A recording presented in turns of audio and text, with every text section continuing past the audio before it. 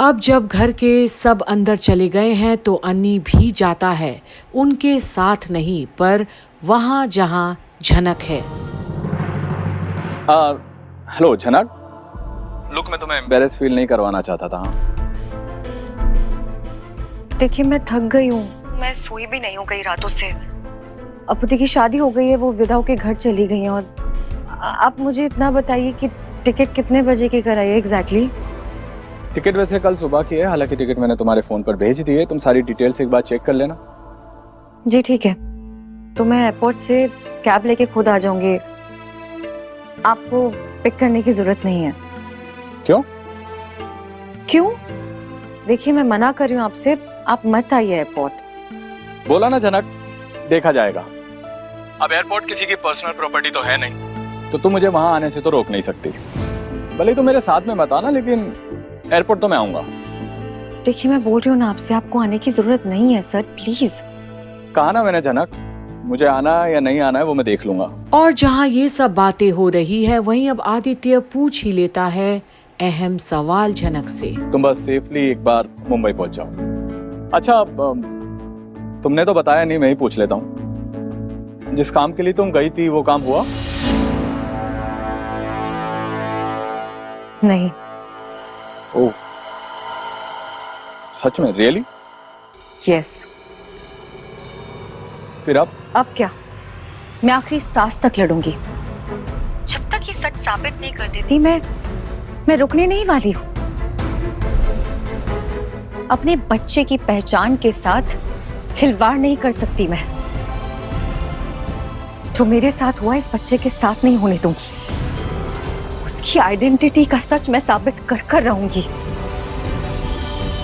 Sir मैं इस बारे में आपसे बाद में ढंग से बात करूंगी। और अब अन्नी वही सुना जो वो सुन पाया, पर उसे सच नहीं पता। ओके, एक बार तुम अच्छे से मुंबई पहुंच जाओ। सी यू, बाय बाय।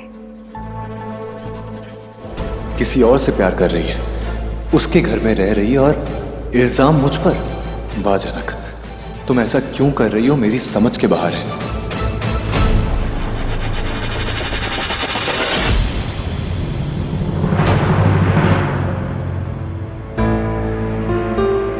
चौंक गई?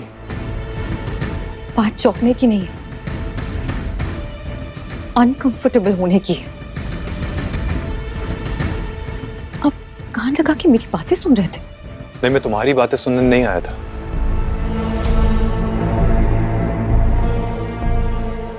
इतना बड़ा घर है आपका, आपका ही घर है ना, आप कहीं भी जा सकते थे, लेकिन घूम फिर के आप वहीं आए जहां मैं अपनी प्राइवेट बातें कर रही थी। मैं तुम्हारी पर्सनल बातें नहीं सुन रहा था। और अब अन्नी को सहन नहीं हो रहा तो झनक को और हर्ट करने चला है। लेकिन आखिर में जो तुमने जोर से बोला वो मैंने सुन लिया,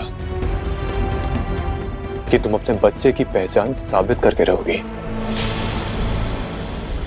यही ना? लेकिन वो क्या है ना जनक, किसी भी चीज को फोर्स करके साबित नहीं किया जा सकता, और फोर्स करके सच को भी झुटलाया नहीं जा सकता है। मेरे मन में ना बस एक सवाल चल रहा है, जो तुम अभी कर रही हो और जो तुम असल में हो उसमें इतना फर्क क्यों है? मुझे बलि का बकरा बनाने में बहुत मजा आ रहा है।